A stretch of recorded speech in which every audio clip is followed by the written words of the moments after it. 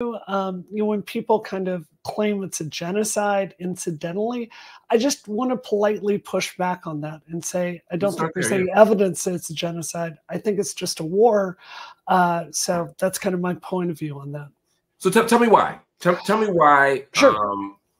Why this is not a genocide. So the thing that really pushed me into democratic politics was the Iraq War. I was so against the Iraq War, I literally ended up on the terrorist watch list in the Bush years, just from organizing like normal peace protests, very disturbed by that. If you look at the Iraq War, A, Iraq did not attack us, but B, we killed over 100,000 civilians.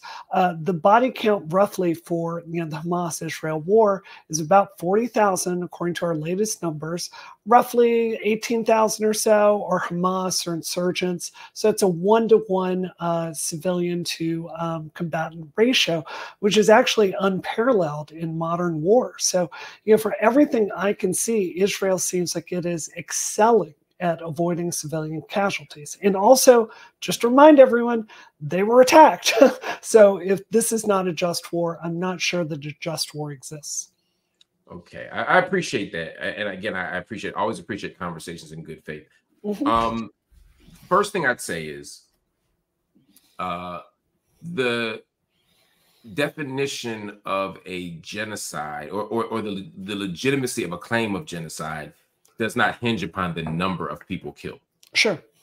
So even if I were to agree that it's 1-to-1, and I don't agree that it's 1-to-1, but even if I were to agree that it's 1-to-1, that wouldn't make it any more or less of a genocide. The reason why I don't agree that it's 1-to-1, because there will be people out there who will say, well, how can you not say it's a 1-to-1? I mean, that's just a fact, right? It either is or it isn't. But part of the problem is, and we saw this with the Iraq War, we saw this in Afghanistan, we saw this in other places, is that the oftentimes when you talk about combatants, mm-hmm. Any brown person over the age of 16 is often considered a combatant.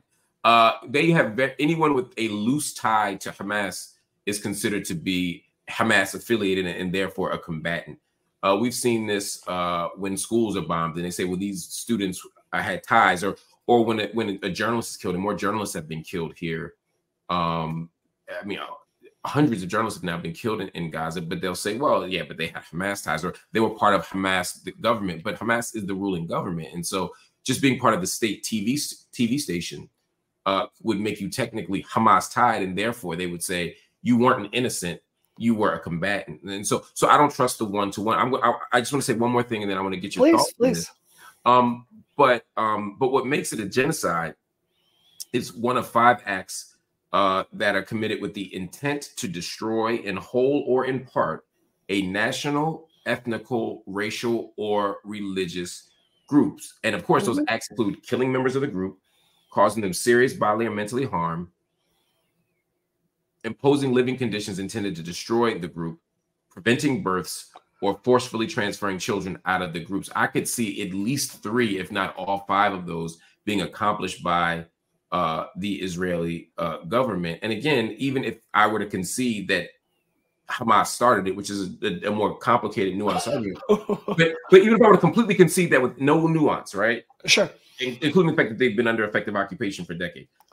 That wouldn't negate the fact that I can attack you and still commit and still be a victim of genocide. So how do you think about those things? So I hear what you're saying there. And I just want to say every part of this, like trying to assess the bodies and the people killed, this is incredibly difficult. I think the example you gave of like counting Hamas people as members of Hamas, that goes both ways. We actually saw this at Al-Shifa Hospital.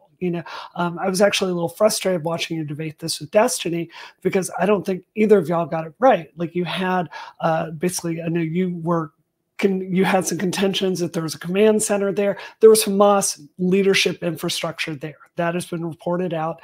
And, they had an operation to get rid of it. And then, members of Palestinian Islamic Jihad, had mortars and AK-47s and all this technology all around there, and then engaged in, I believe, a 5-day firefight against the IDF for them just trying to go out there and take care of this Hamas infrastructure, right? And there's a lot of back and forth during that time. Like, were these people that were killed, oh, Israel's out here killing civilians? No, it actually turns out these are literal members of Palestinian Islamic Jihad, which is one of these militant groups which are in the region. So what I'm saying to you is I think it's really difficult for you or me or anyone to sit down with a high degree of confidence and say, this is the body count, this is who this person belongs to. This is the fog of war. And this is why it's tremendously unwise to start wars, because these things happen. I think that if Israel truly had genocidal intent, you would see them settling Gaza. You would see them truly like pushing people, trying to get them out of the region. You would see ethnic cleansing. From Israel's point of view, they've had missiles fired at them for decades. I have a really good friend of mine. She's a doctor in Boston. She was showing me an Instagram she took of her just being in Israel, and rockets start flying into the civilian area that she's like in, and she's rushing for a shelter. Here in America, can you imagine what we would do if we were under rocket attack constantly? So I think that if Israel truly had genocidal intent, which I think can only truly be adjudicated by the ICJ, I think it would look very, very different than a 1-to-1 ratio. Again, I reject the premise that it's a 1-to-1 ratio. So understood. Yeah, I reject it's a genocide. So good fair enough. Yeah. But I'm saying in the debate about the genocide, the 1-to-1 piece isn't persuasive to me.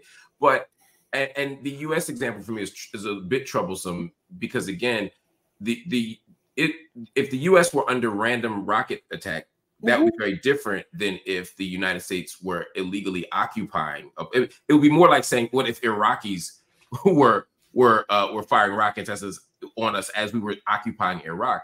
Israel, even when it departed from inside the borders of Gaza in 2006, in the 2005 and 2006, has maintained effective control over Gaza by land, air, sea. It controls the electromagnetic sphere. It controls every dimension of Gaza.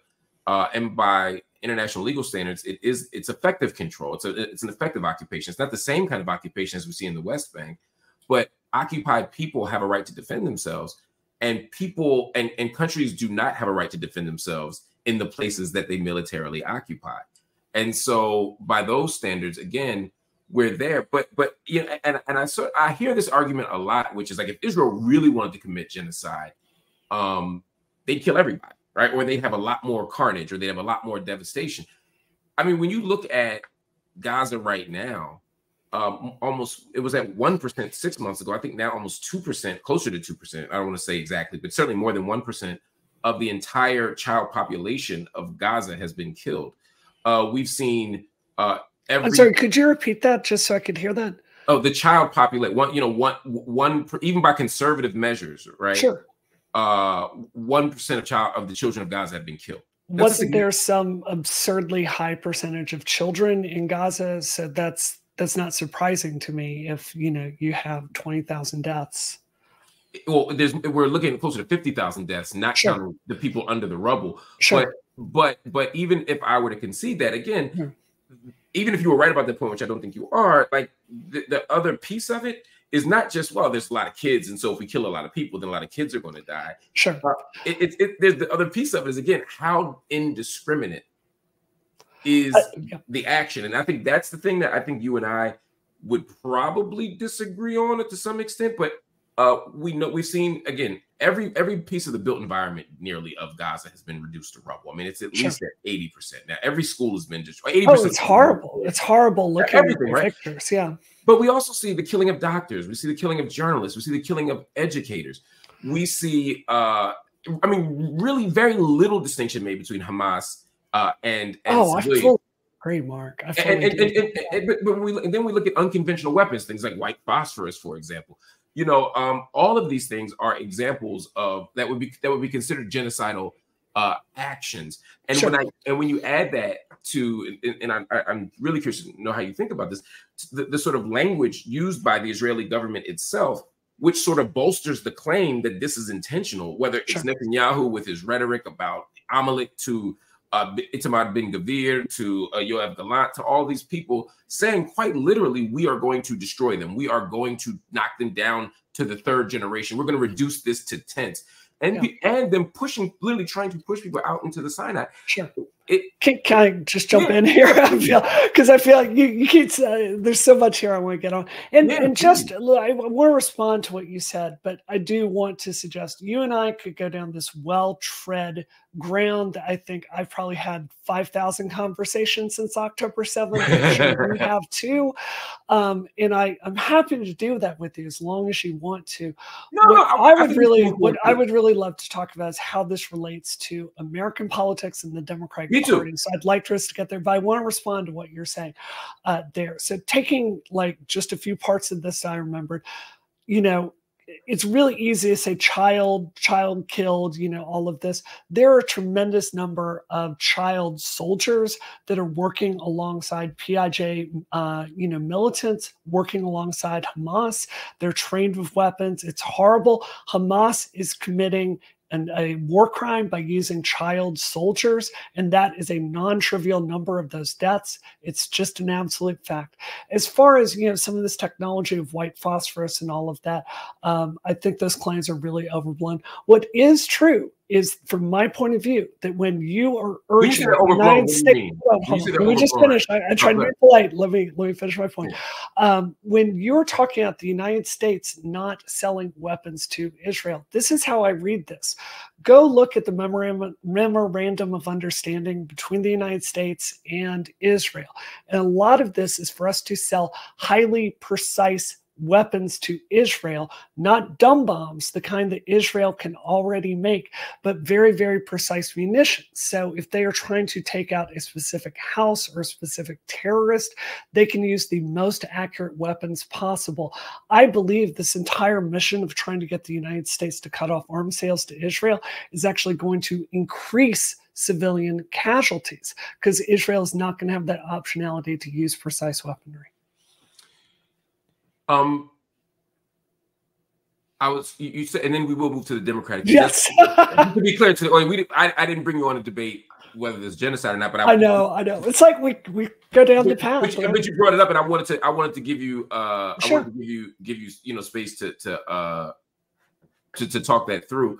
I know you said the white phosphorus claims were overblown. I'd be curious to know sort of on what basis you're saying that.